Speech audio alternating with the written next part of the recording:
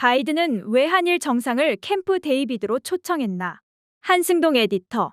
조 바이든은 왜 일본과 한국 정상들을 캠프 데이비드에 초빙하려 하는가?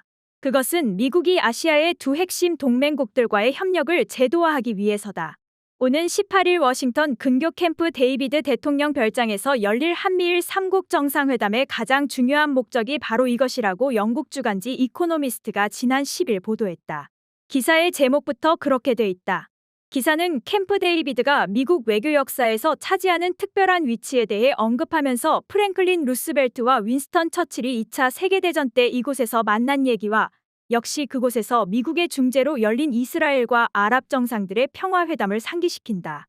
그러면서 이번 회담이 쓰라린 과거사로 종종 분열됐던 미국의 두 핵심 동맹국인 한일과 미국이 결속해서 새로운 시대로 들어가는 출발점이 되기를 관리들이 바라고 있다고 썼다.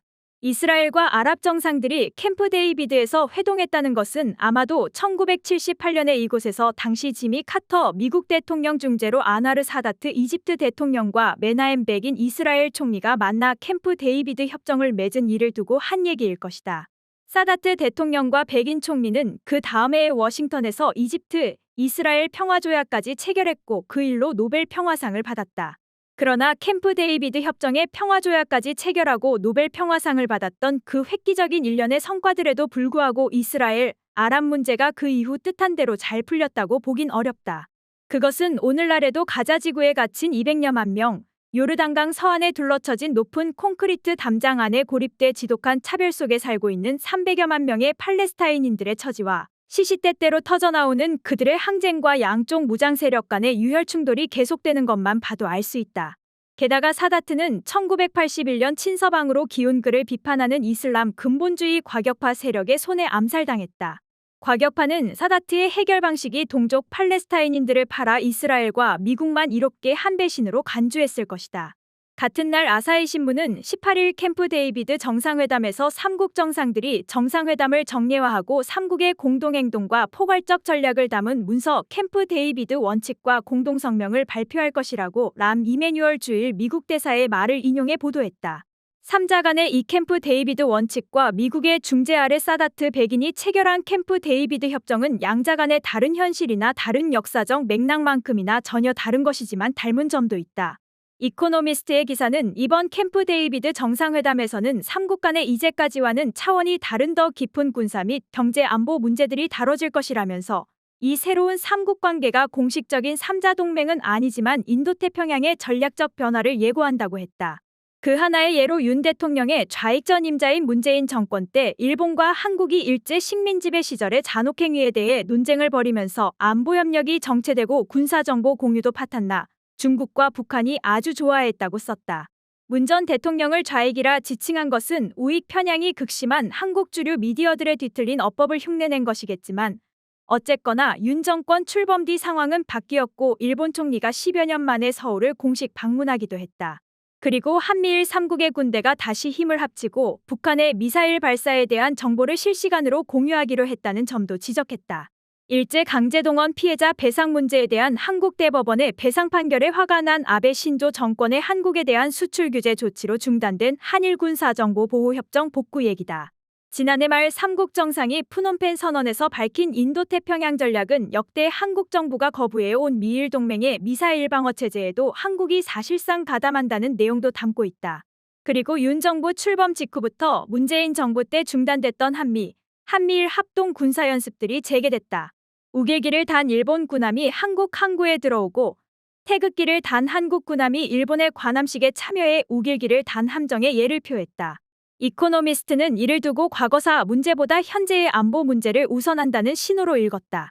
그리고 또 주목할 것은 3국 간 논의가 이들 나라 차원을 넘어서는 더 넓은 범위에서 이뤄졌다는 점이다.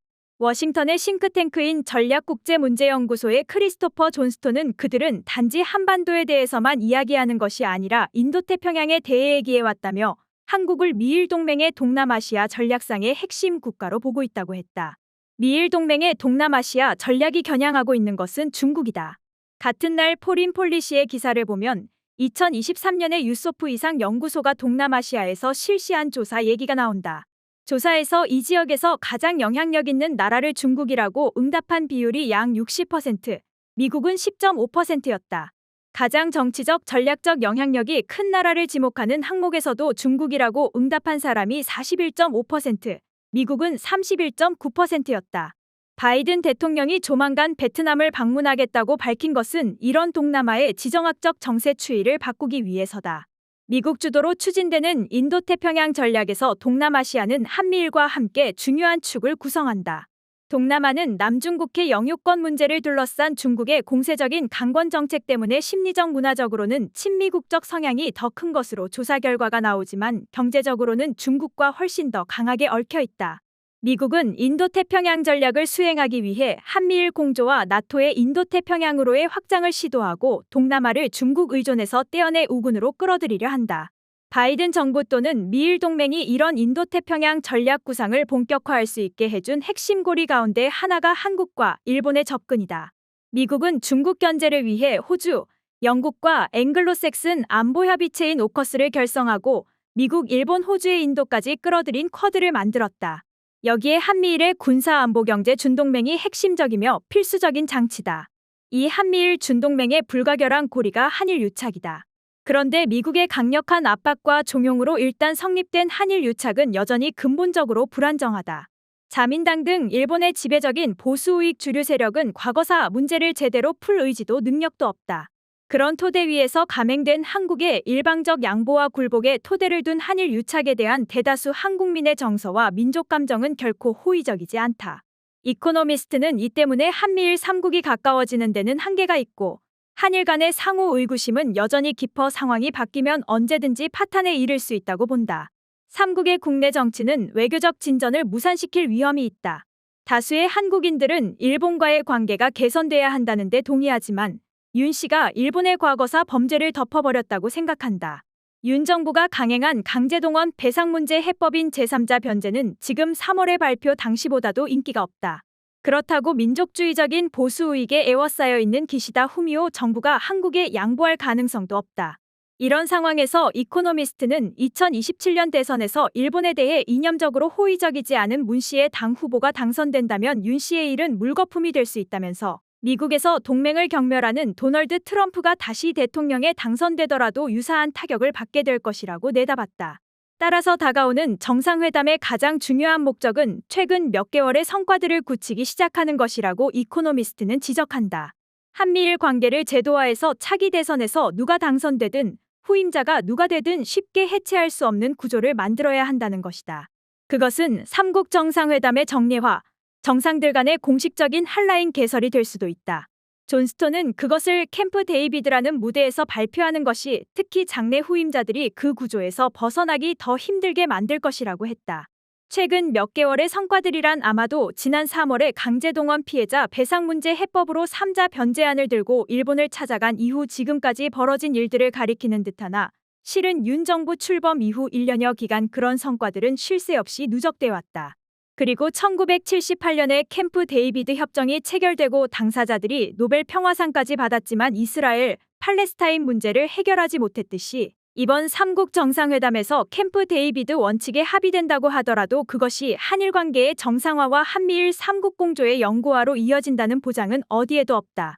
물론 한일 관계가 이스라엘, 팔레스타인 관계와 다르니 단순 비교는 무리겠으나 문제의 근본적인 해결 없는 정치적 봉합만으로는 해결은커녕 문제를 더 꼬이게 만들 수도 있다는 걸 1978년 캠프 데이비드 협정은 보여준다.